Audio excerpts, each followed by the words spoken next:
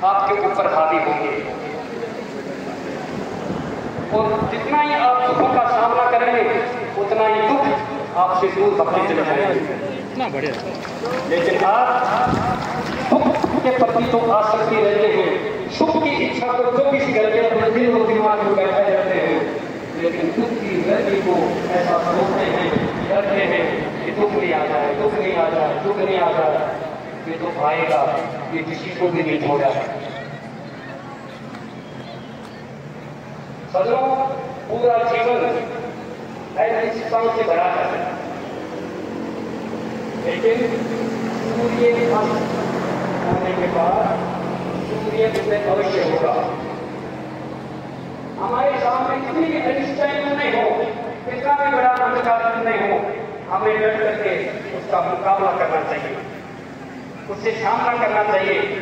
तो जब हम डट करके उसके मुकाबले का सामना करेंगे तो अपना आप एक नया एक उदय होगा, एक नई चुनौती, एक नई प्रेरणा, एक नया आत्मविश्वास हमारे सामने पैदा होगा, जिसको हम अनुभव करके आगे बढ़ेंगे।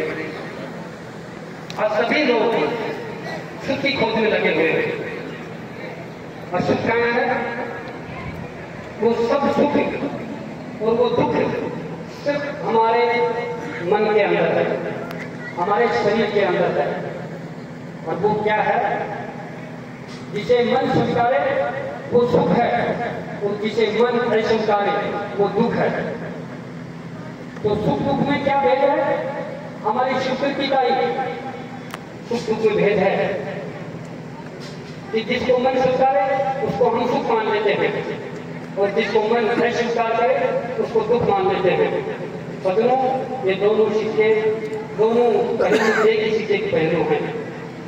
इसलिए हमें दुख से भी रूबरू होना पड़ेगा, सुख से भी रूबरू होना पड़ेगा, लेकिन सुख में इतना लीन मत हो जाइए कि बस अब ये रहेगा। सजनों, ये जीवन की क्षणभंगुर है। आपने देखा होगा 2-3 दिन पहले चंद सेकंड के अंदर कितने लोग, 300 लोग थक गए 1 सेकंड के अंदर, पता ही नहीं पड़ा अब कहाँ के लोग थे, कौन कौन सी राशि थी, कौन कौन से उनके कर्म थे, कितना परिवार था, उसमें छोटे बच्चे भी थे, जवान भी थे, बूढ़े भी थे, कोई नौकरी लेने जा रहा था, कोई अपनी बेटी से मिलने जा रहा था, कोई बहुत कठिन परिश्रम करके कि रिक्शा चला करके अपनी बच्ची को पढ़ा करके वो लंदन नौकरी करने जा रही थी। इस बात से भगवान को कोई फर्क नहीं पड़ता है। तुम सोचते हो कि मैं पढ़ लिख करके और मैं अपने कर्मों को बचा सकता हूं, कभी नहीं बचा सकते हो आप। उसकी नजरें, उसके हाथ इतने बड़े हैं जिसकी कोई सीमा नहीं है, वो कहीं का भी कहीं पर निकाल लेता है। तो सजनों, हर कर्म के अंदर, हर व्यवहार के अंदर स्पष्टता होनी चाहिए, पारदर्शिता होनी चाहिए। लेकिन आज हम अपने घर को नहीं छोड़ रहे। आज ये तृष्णा, आज पैसों की इच्छा इतनी तेजी से बढ़ रही है कि हम वाहन के पैसे खा रहे हैं, अपने बुआ के पैसे खा रहे हैं, पता नहीं किस किस के पैसे खा रहे हैं, उल्टे सुलटे लिखवा करके क्या कर रहे हैं, क्या नहीं कर रहे हैं, समझ में नहीं आ रहा है। और हम अपने मन में जान जाता, अपने मन में धामा सा कहां बनते हैं, ऐसे बड़े बड़े मंचों पर पैसे लहरा करते हैं। सजनों, ये जो सत्कर्म गुरु महाराज की भूमि में हुए हैं वो इतने ऐसे थे, यदि ये कर्म किसी के हाथ से हो जाता या किसी संत के माध्यम से हो जाता तो शायद आप समझ नहीं सकते उसकी क्या महिमा होती और क्या उसके लिए हो रहा होता। उसके मिलने के पास समय नहीं मिल पाता, आप जैसे हम जैसे लोगों को बिल्कुल नहीं मिल पाता, और वहां इतना कुछ इकट्ठा हो जाता। लेकिन सजनों, हम नहीं कर सकते थे। ये हर प्रकार की स्कूलें हैं, ठगने की स्कूल, भाई ठगे कैसे, ठगी भी स्कूल है, पैसे जेब से कैसे निकलवाएं वो भी स्कूलें हैं, लोगों को गुमराह जाल में, धर्म जाल में कैसे फंसाएं वो भी स्कूलें हैं। हम लोगों को गलत मोटिवेशन करके और उकसा करके उनकी शक्ति का पैसा कहीं पर भी इनपुट कर सकते हैं। ऐसे भी स्कूल हैं, हर तरीके की स्कूल हैं। लेकिन सजनों, सतगुरु की, गुरुदेव की, उस परम पिता परमात्मा स्वरूप सिद्ध योगी बाबा नाथ जी की स्कूल बहुत अलग है, इसकी कल्पना भी कोई नहीं कर सकता है। आपने देखा होगा, जितने भी लोग उनसे जुड़े हुए हैं, आपको शायद बहुत नए से होंगे, बहुत ही कम लोग हैं कि ऐसी दिव्य विभूति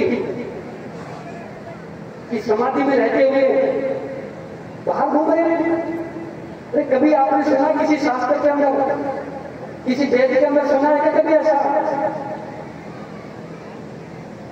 आप हमने तो देखा है, प्रत्यक्ष में उस शरीर को देखा है।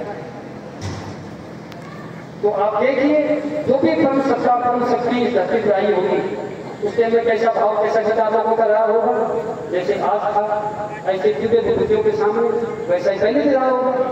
क्योंकि हम लोग रहते हुए उस परम सत्ता की शक्ति को समझते नहीं हैं। और जब जाने के बाद में देखना, बम्बई से वो सांप निकल गया तो बम्बई को पीटते हैं। तो ऐसा उसके जाने के बाद में इतना मानते हैं जिसकी कोई सीमा नहीं है। फिर इतनी दुआ करते हैं, इतना दूध अमृत चढ़ाते हैं। अरे भाई, रहते हुए तो नहीं किया आप रहते हुए कभी किसी से जरूरत नहीं करते। लेकिन हमें ये सिखाया नहीं जाता, हमें बदलाया जाता है। और हम आज भी बदल रहे हैं, फिर भी गलत बह रहे हैं। इस धर्म में नहीं रहना चाहिए। सजनों, आप सभी को स्वयं को उठना पड़ेगा, आपको स्वयं को जगना पड़ेगा। कोई भी आपको जगाने वाला नहीं आने वाला है। आपको सुनाने वाला, आपको सोने के लिए लोरी सुनाने वाले बहुत आएंगे, आपको सुनाएंगे और आपकी जेब काटेंगे। क्योंकि आपको धारा प्रवाह कथा कहेंगे, आप ऐसे लहराओगे, ताली बजाओगे और मंत्र मुक्त हो जाओगे और जेब से पैसे सारे निकाल के वही रख जाओगे। ऐसे आपको सुनाने वाले एक से एक आएंगे, आपको ज्ञान देने वाले, विषम परिस्थितियों से जूझ करके डट करके मुकाबला कराने के लिए कोई शिक्षा देने वाला नहीं आएगा। सजनों, इसलिए आपको स्वयं को उठना पड़ेगा। यदि आप स्वयं नहीं उठे तो बहुत मुश्किल है इस अंधविश्वास में बह करके कि हमको जरूर भी आएगा, कोई ना कोई नहीं आएगा। सजनों, नहीं आएगा। इसका प्रत्यक्ष उदाहरण है, इसका इतिहास गवाह है। जब क्योंकि हम इतिहास को भूल जाते हैं, और जो इतिहास को भुला देता है, इतिहास उसको भुला देता है। सजनों, इस बात का इतिहास गवाह है कि जब महमूद गजनवी जब सोमनाथ के मंदिर को लूटने के लिए चला, तब क्या हाल था आप समझ सकते थे। वहां 1200 पंडित बताते हैं, 1200 पंडित जो उसकी पूजा अर्चना करते थे, उस सोमनाथ मंदिर की दिन रात पूजा पाठ करते थे। और जब मोहम्मद गजनवी उसको लूटने के आया और संहार करने लगा, तो सब पंडित क्या सोचने लगे, उनके क्या अहंकार दिलो दिमाग के अंदर कि हम तो रात दिन इसकी भक्ति करते हैं, महादेव की पूजा करते हैं, रोज इसको निलाते हैं, रोज इसका ध्यान करते हैं, हमें तो वो खुद आकर के बचाएगा। आपने सुना इस इतिहास को, अच्छे तरीके से जानते हैं आप, लेकिन फिर भी महापुरुष बने हुए हैं। सजनों, उन्होंने यही सोचा और उन्होंने कोई हथियार नहीं उठाए, शिक्षा के कोई मापदंड नहीं अपनाए। और क्षत्रिय थे, उनको भी कह दिया गया, नहीं आप लड़ाई नहीं करोगे, भगवान अपने आप आएंगे। वो कम से कम क्षत्रिय तो अपनी सुरक्षा कर सकते थे स्वयं की, लेकिन उनको भी मना कर दिया गया। और सजनों, वो मोहम्मद गजनवी जो एक लुटेरा, और लुटेरों को साथ लेकर के और उस मंदिर पर धावा खोल दिया और निहत्थे 1200 पुरोहितों को नरसंहार कर दिया। भगवान तो नहीं आए इस टाइम में। और अटूट धन संपदा, जवाहरात, चांदी, सोना वो ले गए। भगवान को, महादेव जी तो उसको नहीं पकड़े। क्योंकि वो अपने कर्म क्षेत्र में थे, वो अंधविश्वास में नहीं थे। तुम आज भी अंधविश्वास में भरे पड़े हो, जिसके कारण इतना भयंकर दुख पा रहे हैं आप पता नहीं मन से भक्ति करते हैं या आत्मा से भक्ति करते हैं, ये भगवान ही जाने। मैं तो बहुत लोगों को, बड़े बड़े को भी देखता हूं, वो भी गल रहे हैं, कथा वाचक भी करने वाले वो भी गल रहे हैं, उनके पता नहीं क्या क्या हो रहा है, ये कुदरत की मार है। लेकिन हम इस चीज से एक दिन भी अपना ज्ञान प्राप्त नहीं करते कि इससे क्या होगा। और जबकि बताया है वेदों के अंदर, पहली रेखा यही है, मातृ देवो भव, पितृ देवो भव, कि सबसे बड़ा देवता मेरी माता है, सबसे बड़ा देवता मेरा पिता है। बताओ आज उसकी कौन कौन कदर करता है? एक भी कदर नहीं करता, एक व्यक्ति भी कदर नहीं करता है, चाहे वो ज्ञानी, ध्यानी, चाहे भक्तिमान, श्रद्धावान, कोई भी क्यों ना। हम एक छोटे से मंत्र की साधना के लिए रात दिन घर को छोड़ देते हैं, खाना छोड़ देते हैं, किसी इस मंत्र के जाप से शायद मुझे कोई नया खजाना प्राप्त हो जाएगा। सदरों, आज तक किसी को नहीं हुआ। कितने अंधविश्वास के अंदर हम भ्रमित होकर के और भ्रमजाल में फंसते जा रहे हैं। मेरे पास भी कई लोग आते हैं, महाराज जी कोई ऐसा मंत्र दे दो जिससे मैं अच्छे से कुछ प्रोग्रेस करने लग जाऊं। सदनों, ये सब कुछ शिक्षा से आता है, ये सब कुछ ज्ञान से आता है, ये सब कुछ संघर्ष से आता है, ये सब कुछ मेहनत और परिश्रम से आता है। सदनों, ऐसे काठ की माला लेकर के और जपने से कोई कुछ प्राप्त नहीं होगा, क्यों? आप उसका रास्ता ही नहीं जानते।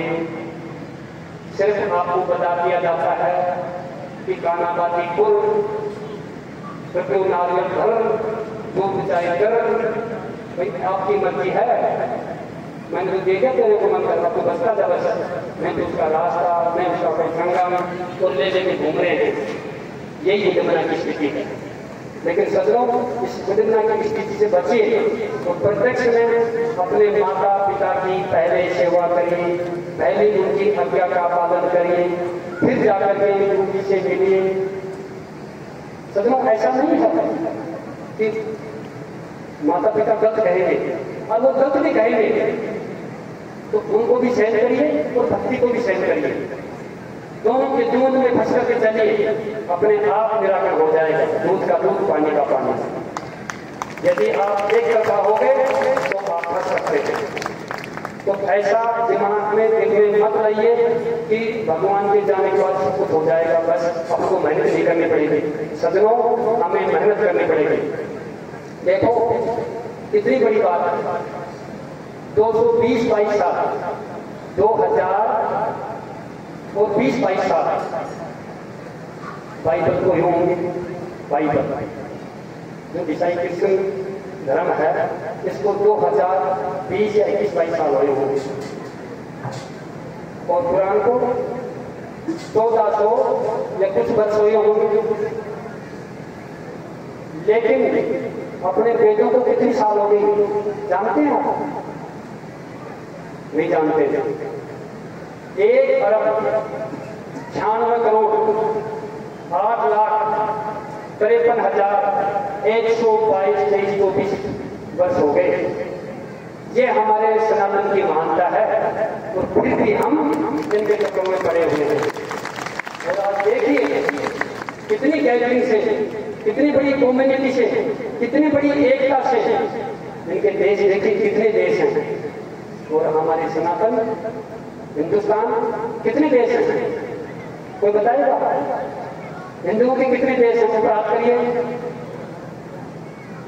ऊपर हाथ करिए। हिंदुओं के कितने देश हैं बताओ? खड़े हो जाओ, हाथ खड़ा करके बताओ कितने देश हैं? खड़े होकर बताओ। नेपाल और भारत। बैठ जाओ और बताओ। एक भी देश नहीं है, ये नेपाल और भारत बता रहे हैं, लेकिन एक भी देश हिंदुओं के नाम नहीं है। इतनी बड़ी विडंबना है, जबकि उस वेद को जो वास्तविक ज्ञान है, जो वास्तविक प्रकार के सत्य है, वो वेदों के अंदर है। सृष्टि के रचना के बाद सबसे पहला ज्ञान का उद्भव, ज्ञान की रोशनी कहीं से प्रस्फुटित हुई है तो वो भारत की भूमि से हुई है। और वो वेद सबसे पहला लिखित वेद लिपिबद्ध भारत की भूमि में हुआ है। सदनों, जब पूरी दुनिया अनपढ़ थी, उस टाइम में हमारे हिंदुस्तानियों ने वेद लिख दिए थे। जब पूरी दुनिया में कोई शिक्षा का केंद्र नहीं था, उस टाइम में हमारे यहाँ कई लाखों गुरुकुल थे। और आज हम किस प्रकार पर पहुंच गए, ये आप स्वयं देख रहे होंगे। किस प्रकार की हमारी शिक्षा होगी, ये आप स्वयं देख रहे होंगे। सदनों, आपको पता होगा, ये पुराने लोग बैठे हुए होंगे, ये जब स्कूलों में जाते थे तो इनको कौन सी कहानी पढ़ाते थे, कौन सी कहानियां सुनाते थे, ये कौन सी कहानियां पढ़ते थे, ये आपको पता होगा। मैं तो नया ही हूँ, बहुत ज्यादा पुराना नहीं हूँ, लेकिन हमारे जमाने के अंदर, बचपन के अंदर कहानियां पढ़ाई जाती थी स्कूल के अंदर। चोरी मत करना, किसी को पीटना मत, हिंसा मत करना, ये पढ़ाया जाता था। और सुनो, अमर चित्र कथाओं में आपको क्या पढ़ाया जाता था? महाराणा प्रताप। अमर चित्र कथाओं में क्या पढ़ाया जाता था? छत्रपति शिवाजी। एक बार उसका सेना नायक एक दुश्मन की महिला को पकड़ के ले आया और उसके सामने प्रस्तुत कर दिया, छत्रपति शिवाजी के सामने। महाराज, मैं उस अपने दुश्मन राजा की महिला को लूट कर लेके आया हूँ और ये बहुत सुंदर महिला है, ये आपके सामने प्रस्तुत करता हूँ, लीजिए। तो सदनों, आप जानते हो छत्रपति शिवाजी ने क्या कहा? छत्रपति शिवाजी ने उस सेना नायक को डांटा, उसको धमकाया और उस महिला के सामने जाकर के झुक करके छत्रपति शिवाजी उसे क्षमा मांगते हैं कि मैं मेरा सेना नायक के प्रति मैं क्षमा मांगता हूं और आप बहुत सुंदर महिला हैं। मेरी माता भी आप जैसी सुंदर होती तो मैं भी आप जैसा सुंदर होता। ऐसे हमारे छत्रपति शिवाजी थे, ऐसे हमारे राजा थे, ऐसे हमको कहानी पढ़ाई गई। लेकिन सदनों, आज किस प्रकार से हमारे युवाओं को बरगलाया जा रहा है, किस प्रकार की कहानी पढ़ाई जा रही है। एक परी है, वो अचानक आती है, सब काम कर देती है। मतलब लोगों को, बच्चों को क्या पढ़ाया जा रहा है?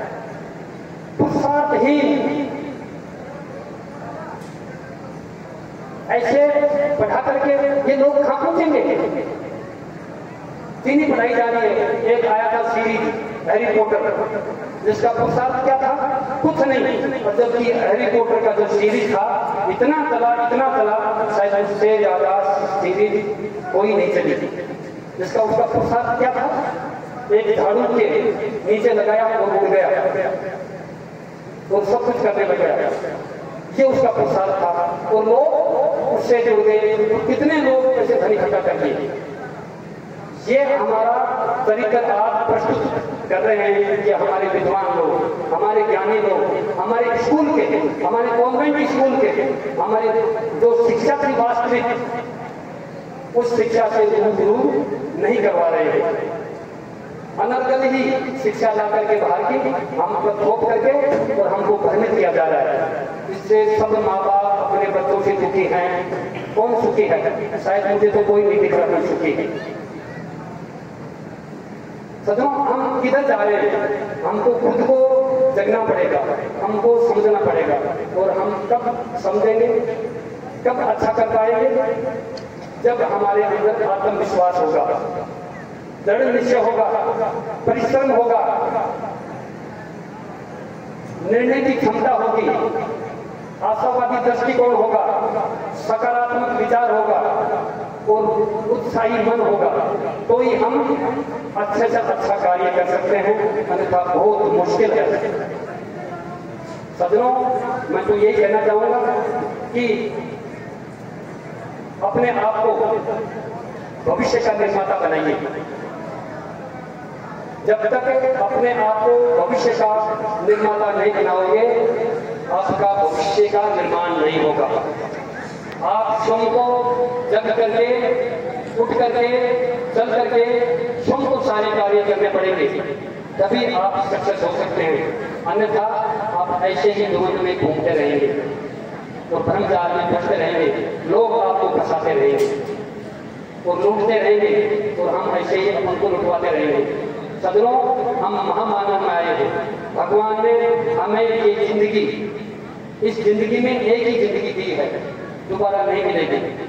इसको सार्थक करने के लिए हमको ये अवसर प्राप्त हुआ है कि हम संसार की सांसारिकता को भी प्राप्त कर सकते हैं और उस परम पिता परमात्मा की दिव्य दृष्टि को भी प्राप्त कर सकते हैं इसी मानव रूप में। सज्जनों, ये कोई छोटा मोटा सत्य नहीं है तो आप हम सबको मिला है ये मानव जीवन। इसी मानव जीवन में बड़े बड़े ऋषि मुनि साधु संत आए और इसी मानव जीवन में सूरवीर आए हैं, योद्धा आए हैं, राजा महाराजा आए हैं। तो इसी जीव के अंदर, मानव योनि के अंदर आप हम आए हैं। तो आप हम भी वो कर सकते हैं जो उन्होंने किया है, लेकिन उन्होंने आत्मविश्वास से किया। हमारा आत्मविश्वास मरा हुआ है। उनमें दृढ़ निश्चयता थी, हमें आज में दृढ़ निश्चयता नहीं है। हमारे अंदर आशावादी दृष्टिकोण नहीं है, हमारे अंदर सकारात्मक विचार नहीं है। हमारे 24 घंटे नकारात्मक झुंझता हमारे अंदर समाई हुई है, जिसके कारण हम आगे चल नहीं पाते हैं।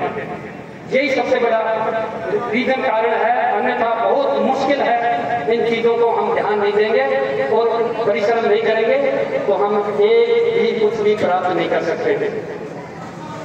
सज्जनों, क्योंकि आज हमारे मासी भी बहुत आए हुए हैं, लक्ष्मण चंद जी हैं, इंदिरा जी मासी हैं, जो अपने आप में फेमस हैं। और देखो, गुरु जी का भी मैं खुद परिवर्तन देने के लिए राजी नहीं हूँ, क्योंकि भगवान ने मुझे इतना कलाकार, इतना चालाक नहीं बनाया है कि मैं मेरे पास तो तीखी चीजें हैं, मीठी चीजें नहीं हैं कि मैं आपको बदला सकूं, बहुत मीठा बोल करके आपको रिझा सकूं।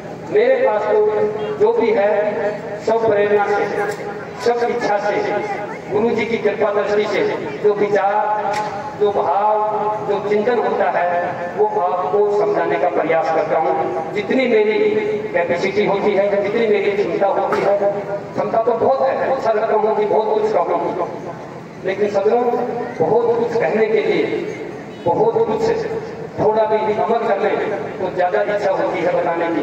जब आप इच्छा ही प्रबल नहीं करते सुनने की और उसको अमल में लाने की, तो सज्जनों ये रोज रोज बकना मेरा काम है, लोगों को तो पैसा इकट्ठा करना है, लोगों को पता नहीं क्या क्या कार्य की पैसे इकट्ठे करने हैं, जो इकट्ठा के भी 50 लाख रुपये दे देते हैं। तो हमको ऐसा प्रदर्शित करके रोज मैं विचार नहीं करना चाहता हूँ। और नहीं, हमारे गुरु जी भी ऐसे प्रवचन कभी दिए, कभी सामर्थ्य पुरुषों को ऐसा कभी नहीं देखा होगा कि प्रवचन कर रहे हैं, गाड़ी डंडा घोड़ा उठा करके और घूम रहे गांव में, गुरु मंदिर ले लो, आज यहाँ गुरु जी का प्रोग्राम है, आज यहाँ गुरु जी का प्रोग्राम है, आज यहाँ गुरु जी का प्रोग्राम है। तो देखो, उन्होंने एक दिन भी उस भूमि के अंदर तपस्या नहीं करी। जब संतों के अंदर ही ये तृष्णा, ये इच्छा का प्रभाव बढ़ता चला जाएगा कि मेरे पास मेरा ही साम्राज्य हो चारों तरफ, ऐसे कई तथाकथित संत जमीनों की जमीन, जमीनों की जमीन, आगे पीछे, जिन्होंने एक दिन भी वहां एक पल भी तपस्या नहीं की होगी, वहां जमीन इकट्ठी कर रहे हैं। और हमारे पास तपस्या की भूमि है, यहाँ 1 इंच जमीन भी हमारी नहीं है। बोलो ताकत की बात है। यहाँ साक्षात कायाकल्पी संत अपनी समाधि में लीन हो गए, लेकिन फिर भी एक छोटी सी कुटिया के अंदर अपना इतना बड़ा सत्कर्म दे रहे हैं जो इतना बड़ा दिव्य भव्य जो सृष्टि के अंदर पहले कभी नहीं हुआ, नया अध्याय इस सदगुरु के माध्यम से 365 दिन का महायज्ञ इस अध्याय में जोड़ा गया है, जो अपने आप में अमिट और हमेशा हमेशा के लिए याद करने लायक रहेगा, और जिसके साक्षी मेरे हिंदू संघ समाजों के आम अंतिम परिधान पर बैठे हुए व्यक्ति, उनके माध्यम से, उनके सहयोग से, उनकी समर्पणता से, उनकी ज्ञान भावना से, उनकी श्रद्धा भक्ति भाव से इतना बड़ा सत्कर्म निर्विघ्नतापूर्वक सफलपूर्वक हुआ है, जिसका आयोजन इसी वर्ष पिछले महीने 6 अप्रैल को हुआ था, जो अपने आप में एक अद्वितीय था। तो सदनों आज हम वैसे के वैसे हैं जैसे पहले ही थे। हम कोई इन सत्कर्मों के माध्यम से ऊंचाई पर नहीं जाना चाहते हैं, हम सत्कर्म ज्यादा से ज्यादा देने की इच्छा रखते हैं कि लोगों को महसूस हो कि वास्तव में ही करने से ही सब कुछ होगा, सुनने से कुछ नहीं होगा, सुन करके कोई भी मुक्ति प्राप्त नहीं होगी जब तक सुन करके अमल करके जीवन में पालन नहीं करोगे, तब तक कुछ नहीं होना है। चाहे आप कितना भी भजन कर लो, कितना भी जप कर लो, कितना भी तप कर लो। सदनों, ध्यान में इतनी शक्ति होगी तो स्वामी दयानंद सरस्वती नहीं मारे जाते। ध्यान में इतनी बड़ी परम शक्ति होती तो भगवान रामचंद्र जी को धनुष साथ में नहीं रखना पड़ता। ध्यान में इतनी बड़ी शक्ति होती तो महाभारत युद्ध नहीं करवाते। तो ये समझ लीजिए, ध्यान किसी को परिवर्तित नहीं कर सकता है, ये कटु सत्य है। इसको फिर बार बार समझ लीजिए। कई कहते हैं ना, ध्यान से सब खैर जीत लोगा, नहीं जीत पाओगे, नहीं किसी को परिवर्तन कर पाओगे। सिर्फ अपनी चेतना का, स्वयं की चेतना का रूपांतरण कर सकते हैं, अन्यथा किसी के दिल को, किसी के मन को, किसी की इच्छा को परिवर्तित नहीं कर सकते ध्यान से। ध्यान में इतनी बड़ी शक्ति होती तो भगवान रामचंद्र को धनुष बाण रख करके और रावण से युद्ध नहीं करना पड़ता। सदनों, ध्यान में इतनी बड़ी शक्ति होती तो वो भी कहते थे सुर असुर भाई भाई, नहीं तुमको ऐसा नहीं करना चाहिए, तुमको वैसा नहीं करना चाहिए। ध्यान में इतनी बड़ी शक्ति होती तो कंस और जरासंध का वध नहीं करना पड़ता कृष्ण जी को, वो अपने ध्यान में ही उनका हृदय परिवर्तन कर देते। माँ बाप को करना पड़ता था, दुर्योधन का हृदय परिवर्तन कर देते। सदनों, भगवान कृष्ण ने खुद ने अर्जुन जब ध्यान में जाने लगा तो उसको ध्यान में जाने से पहले रोक दिया गया, उसको समझाया वास्तविकता से युद्ध करना पड़ेगा, ध्यान में मत जाइए, वापिस आइए। और बहुत बड़ा युद्ध, संसार का सबसे बड़ा युद्ध महाभारत का युद्ध है, उससे तो सब छोटे छोटे युद्ध हैं। तो सदनों, इस मैदान में मत रहिए कि इसकी पूजा करने से मैं बच जाऊंगा, इसका जाप करने से मैं बच जाऊंगा, नहीं बचोगे। सदनों, इस शारीरिक जीवन की सुरक्षा की सेफ्टी खुद को करनी पड़ेगी, और खुद जब करोगे जब उसका सामना करोगे। यदि आप सामना करना भूल गए तो सदनों, फिर मोहम्मद गजनवी की जैसे आपके धड़ से सिर अलग करे जाएंगे और ऐसी थोड़ी, क्योंकि कई को घूमते आदमी हैं, बोलते नहीं हैं, डर लगता है।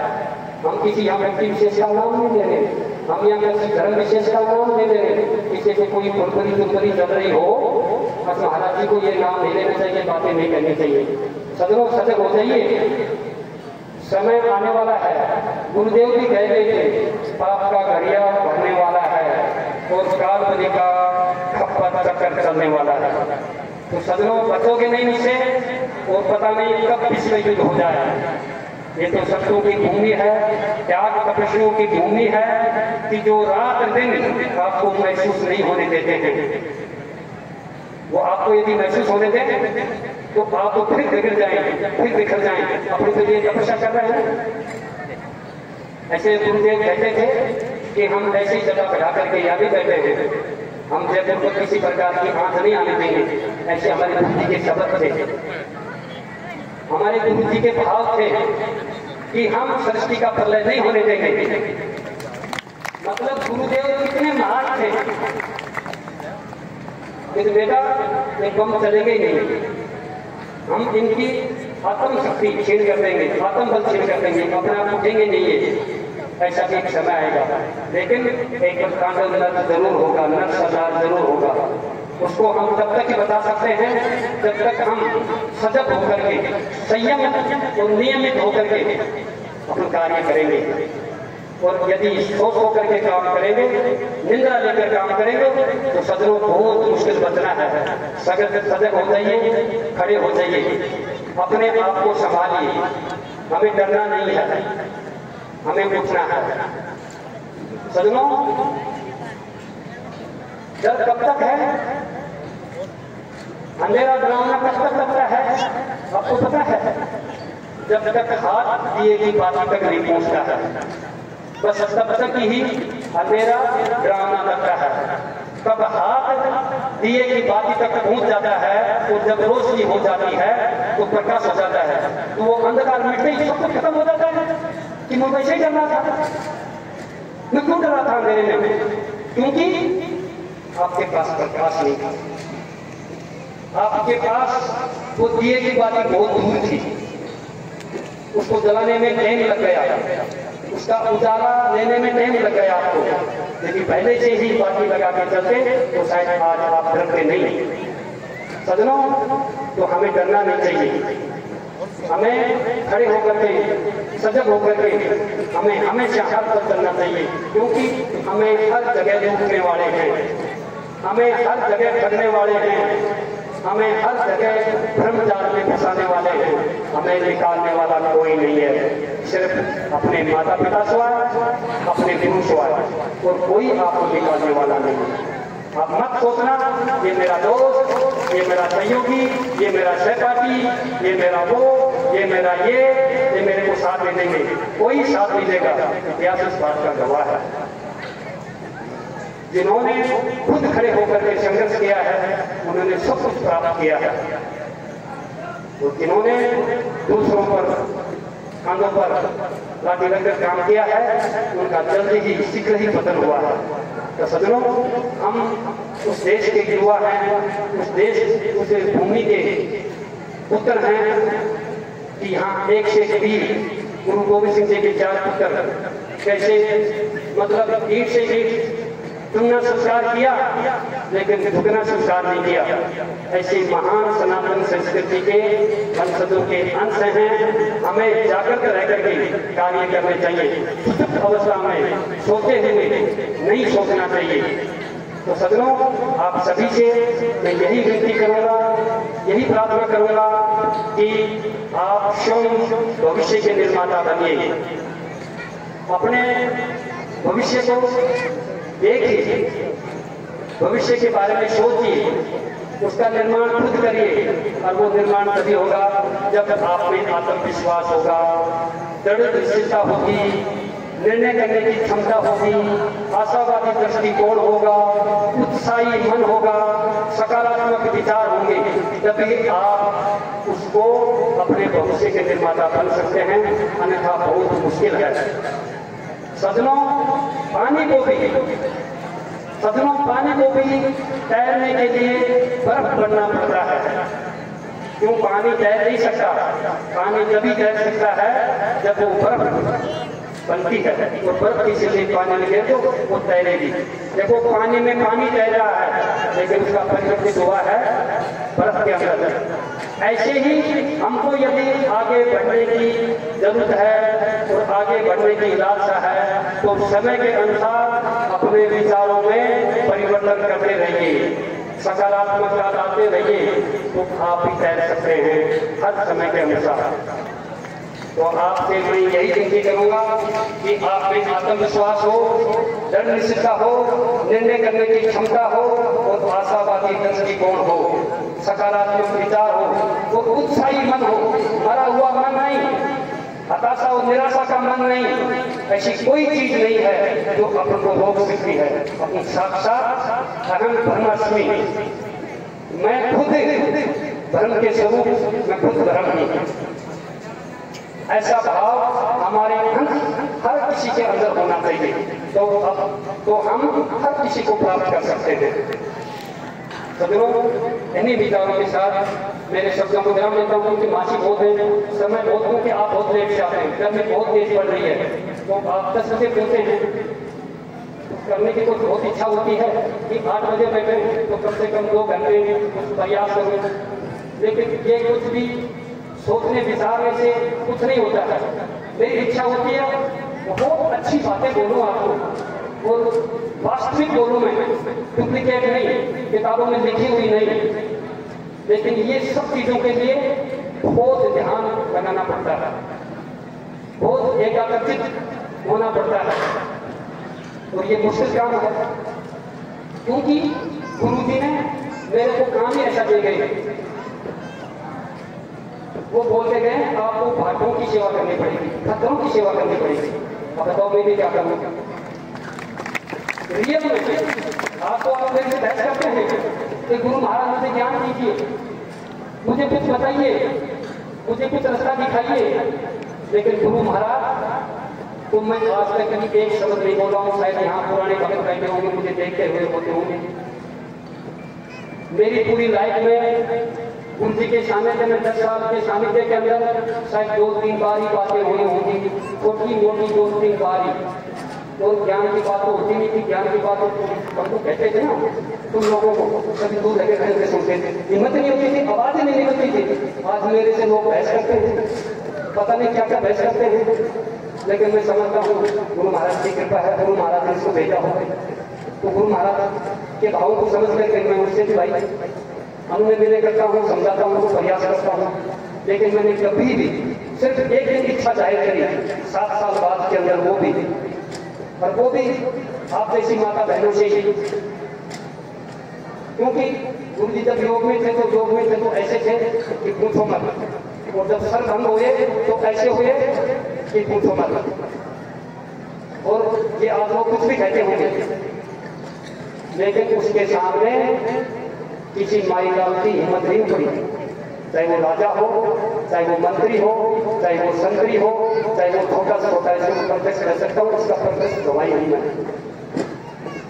ये भगत बहुत होंगे, कई भगतों की बहुत ले रहे हैं, कुछ भी देखा होगा, वो पागल भी हो गए कि महाराज ऐसे करते हैं, अपन कैसे करते हैं, तो क्या महाराज जी वो ऐसे सोच करके दूध में अपने आप को चक्कर में घूम रहे हैं। लेकिन वो अथाह शक्ति के समुद्र थे, वो अथाह शक्ति थे, उनके अंदर उनके पास इतनी अथाह शक्ति थी जिसकी कोई सीमा नहीं थी। तो उनकी अनेक लीलाओं में ये भी एक लीला थी छोटी सी कि लोगों के, अपने लोगों के सामने, आंखों के सामने वो कैलाश गमन कर गए, अपने आंखों के सामने। ऐसे वो करके नहीं गए, क्योंकि उनके प्रमाण ऐसे हैं। जब बाबा की समाधि थी तो भी उसमें बाहर निकले, तो भैरू जी महाराज ने चाय का खोखा आज भी उनके पास रखा होगा, समाधि के पास ही। वो भैरू आपको मर गए, उनका नाम भैरू था। वो खुद कहते थे कि बाबा जब समाधि थी 6 महीने की, जब बाहर निकले तो मेरी माता जी के पास गए, निकलने से 1 दिन पहले, और माता जी के पास जाके बोले आपका बच्चा कहाँ है?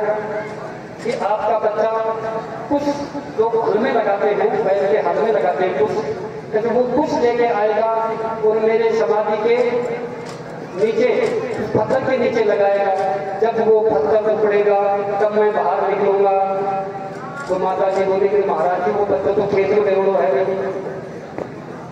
वो बच्चा तो अभी खेत में गया हुआ है, वो जब आएगा तो मैं आपके पास भेजूंगी। माता जी को भी नहीं पता, अगर कुर्सी बंद कर देंगे। महाराज तो 6 महीने हो गए समाधि में थे, ये बात कैसे आ गए थे? और रियल में ये उसके मुख से मैंने खूब सुना है बैठ करके, वो 7 साल अभी गया, 2 साल पहले, 1.5 साल पहले। वो जब हवन में आता था, नवरात्र में हवन करते थे, दोनों बैठे थे, वो दोनों पति पत्नी। अभी माता जी तो विराजमान है और वो चले गए। तो वो खुद ही कहता था। तो कहते मैं चल करके आया घर पर, तो माता जी मुझे बोली चलो बेटा महाराज जी आया था तो तेरे को याद कर रहे थे। तो वो चाव चाव में भटके आया, धोने पे गया।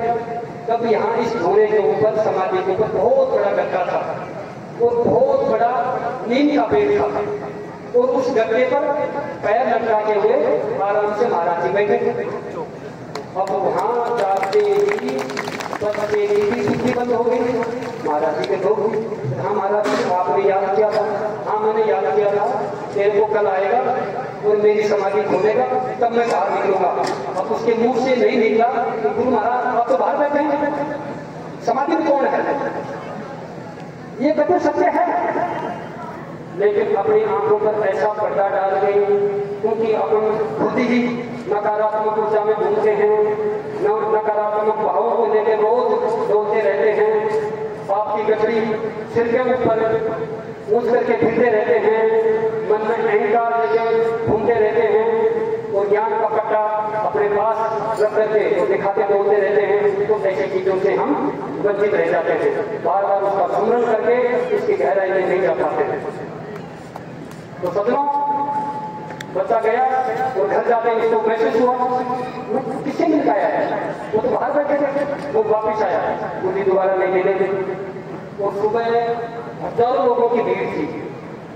वहां के लोग जानते होंगे, बुजुर्ग होंगे, तो मैं जब कह रहा हूं तो हजारों के लोगों की भीड़ थी। चारों तरफ से लोग जुट गए थे कि आज महाराज जी निकलेंगे। और वो जो लोग थे उससे बड़ी बड़ी छापड़ी थी, उससे पत्थर को उखाड़ने के लिए दमादम दे रहे थे, लेकिन सबरी को पत्थर ऊपर नहीं रहा था। उसका दोना सीमेंट हट गई थी लेकिन वो पत्थर नहीं पड़ रहा था। बच्चे को लेट हो गए खेत में आने से और पहले कुछ भी खा रखे थे, कोई ऐसे आड़े में करते नहीं थे। वो कूड़े के साल के अंदर नीचे डालते थे, किसी के लग नहीं जाए। तो उस बच्चे को देर होगी आने में, आधा घंटा देर होगी। वो आनंद फानंद में उसको ढूंढा और भगा और भाग करके जब आया भीड़ देखा और बाबा की कही हुई बात उसको याद आई। अब वो कुछ ऊपर ही नहीं रही थी, वो मतलब पट्टी, तो उसने अपनी कुछ लगाई। आप मानोगे नहीं, उस बाबा ने बोला जैसे ही मैंने कुछ से कुछ अंदर भी नहीं घुसा, मैंने कुछ लगाई, एक लाख पट्टी अपने आप ऊपर हो गई और गुरुदेव की जटा उस पट्टी से बाहर आ गई। और जैसे लोगों ने जगोली पट्टी को उखाड़ा, रुई में प्लेट के बाबा को निकाला। बाबा का ऐसा शरीर था, पतला शरीर, पीला शरीर। और उसको उठा करके जब वो उस दीवारे के ऊपर पंचामृत से नहा करके तो सीधे फिर बावली थी सामने, बावली में सवाल लगा दी। 2-3 घंटे पानी के अंदर रहे, ऊपर ही नहीं आए। तो ऐसे परम पिता परमात्मा स्वरूप सिद्ध योगी बाबा बालनाथ जी जो अद्वितीय हैं, अकल्पनीय हैं, इस सदी के नहीं पिछली कई सदियों के। और वो कहते थे 8वां जन्म मेरा है। फिर मैं बार बार बताता हूँ आपको, 8वां जन्म प्रैक्टिकल एक वही शब्द हैं जिन्होंने आगे कहा है मेरे 8 जन्म हुए हैं, और उसका साक्षी प्रमाण उन्होंने खुद आकर के दिया है। उनके जन्म के बाद उनका जब ज्ञान हुआ, उनका उस मालिक से दीदार हुआ, तब नारायणपुर की जो गद्दी है वीर संजय नाथ जी की, उस गद्दी पर जाकर के और शंभुनाथ जी से बोलते हैं या मेरा सामान है। तो शंभुनाथ जी पहले गोपिलकंड थे और बहुत माने हुए संत थे। वो गद्दी 52 गद्दियों के ऊपर गद्दी है, वो पैरों के पीर थे वो। तो ताजुब करोगे, वहाँ गांव इकट्ठा हो गया, बस भाई कोई सामान निकाल रहा है, क्या सामान निकाल रहा है? उन्होंने अपना सामान जो 800 साल पहले संजय नाथ जी हुए थे, तो संजय नाथ जी को भी बद्रीनाथ जी की कृपा से प्राप्त हुआ था। ऐसा मत समझिए वो कोई मार्केट से सामान लाए। जिस प्रकार से बालनाथ जी को हुआ, उसी प्रकार से संजय नाथ जी को भी गुफा में ये 5 चीज प्राप्त हुई। तो धामड़ा करते थे, गुफा से 5 चीजें निकाली, माला, चिमटा, झोली, कड़ा, पावड़ी। और वो 5 चीज लेकर के नारायणपुर में काम डाला। फिर ये 5 चीजें वहां लुप्त कर दी गई। उस गद्दी पर कोई नहीं बैठता था और 12 साल की आण थी, लेकिन वो कई प्रकार की 12 आने थी। वो जब 12 आण चुकी तो गुरु महाराज का प्रादुर्भाव हुआ सत्यपुरा कला के अंदर, गांव के अंदर। और वो जब धीरे धीरे बने हुए, धीरे धीरे काम करते करते दौरान पहुंचे और वो इस्लाम में पहुंचे तो सामान मांगा तो लोग कहते हो ये क्या सामान मांग रहा है? कहते मेरा सामान है। और मेरा सामान का मतलब पहले मैं यहाँ छोड़ते गया था, लेकिन हम जातिवाद के चुंगल में ऐसा फंस रहे हैं कि अच्छे से संतों को हम विस्मृत कर दिया है, उनकी क्या तपस्या से, लेकिन संतों ने कोई अपना जातिवाद एक प्रभाव ऐसा नहीं बनाया है। सदरों, गुरुदेव महाराज की भूमि तपोभूमि है। हम गुरु महाराज के सामने भी ऐसी ऐसी चीजें देखी हैं, इतनी निर्मलता, इतनी सरलता, इतना विनम्रता, इतना त्यागमयी जीवन देखा है कि उन्होंने चाहकर के किसी भी चीज को यूज नहीं किया, सिर्फ लोगों की इच्छा मात्र से, कल्पना मात्र से उनका यूज करते थे, लेकिन वो चीज वैसे की वैसे रहती थी। तो सदनों, ये उन्होंने दिव्य कृपा था।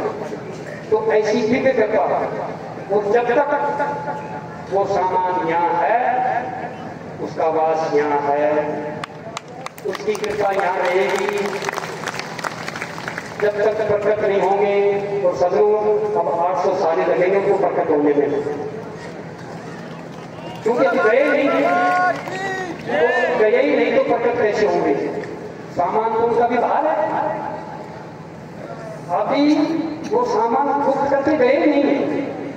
तो अभी साक्षात वो कहते थे मेरी एक समाधि चल रही है, लेकिन ये उस शक्ति का प्रभाव है, उस दिव्य शक्ति का, परमपिता परमात्मा की शक्ति का अंश है। वो हमेशा ऐसे ही रहेगा, लेकिन फिर भी अपन को मेहनत करनी पड़ेगी। फिर मैं कह रहा हूँ, इस द्वंद में मत रहना कि महाराज जी सब कुछ कर देंगे, महाराज जी सब कुछ दे देंगे। आप संघर्ष करते हुए, मेहनत करते हुए, अपनी जिज्ञासा रखते हुए उस भगवान के प्रति भी समर्पित रहिए और अपने संघर्षों से भी सामना करता रहिए। संघर्षों से, चुनौतियों से बिल्कुल भी डरना और घबराना नहीं है, सजग होकर के उनका सामना करना है, तो अपन अवश्य उसको प्राप्त कर सकते हैं, उस अच्छे जीवन को भी और गुरुदेव की कृपा को भी। यदि अपन मेहनत से वंचित हो गए, परिश्रम से वंचित हो गए, आत्मविश्वास से वंचित हो गए, दृढ़ निश्चयता से चूक गए, तो समझो सदनों कहीं के नहीं रहेंगे। कोई भगवान आड़ा आने वाला नहीं है। अपना कर्म फल, अपना कर्म क्षेत्र, अपनी कर्म भूमि का विशेष ध्यान रखिए। मैं क्या कर रहा हूँ, क्या नहीं कर रहा हूँ, मैं क्या बोल रहा हूँ, क्या नहीं बोल रहा हूँ, मैं कहाँ जा रहा हूँ, क्या सोच रहा हूँ, इन सब चीजों पर अंकुश लगाइए। अन्यथा सदनों, आपको भ्रम जाल में फंसाने वाले बहुत लोग नए नए अनंत फंडे करते जा रहे हैं और आप फंसते जा रहे हैं। सदनों, हमें इन चीजों से बचना पड़ेगा। हम तभी बच सकते हैं जब हम प्रत्यक्ष में जागृत होकर के और परिश्रम नहीं करेंगे, तब तक हम कुछ भी प्राप्त नहीं कर सकते। तो मेरा तो सीधा सा एक ही कमेंट्स है, अपने भविष्य का निर्माता खुद बनिए, खुद शिल्पकार बनिए अपने आप का, तभी हम सब कुछ कर सकते हैं, अन्यथा कुछ भी नहीं कर सकते। तो आप सभी से मेरी विनती है कि आप सजग होकर के खड़े हो जाइए आज से ही, और पक्का ठान लीजिए कि मुझे अब खुद करना पड़ेगा। माता पिताओं का आशीर्वाद मेरे ऊपर है, गुरु का प्यार, गुरु का आशीर्वाद मेरे साथ है, और मैं मेहनत करूंगा। ये मेरे अंदर आत्मविश्वास जगाना है, तो आप सजनों सब कुछ प्राप्त कर सकते हैं। क्योंकि हम बहुत चालाकी से मिस हो जाते हैं, क्योंकि किसी की दोस्ती में फंस गए, किसी की यारी में फंस गए, किसी के प्रभाव में फंस गए, किसी की चीज में अभाव में आकर के। सजनों, ये चीज हमारे दिल और दिमाग में नहीं होनी चाहिए, पारदर्शिता से काम करना चाहिए। इन्हीं शब्दों के साथ मेरे शब्दों को विराम देता हूँ। मेरे से या मेरे शिष्यों से जो भी यहाँ कार्य करता है, किसी प्रकार की त्रुटि हो जाए तो उनकी गलती क्षमा करना। आप सभी के चरणों में मैं पुनः मेरा प्रणाम करते हुए आज के संबोधन को मैं विराम देता हूँ। और आज आपके सामने हमारे लक्ष्मीचंद पटेल, सबसे पहले लक्ष्मीचंद पटेल का एक गाना होगा और एक दूसरा गाना होगा।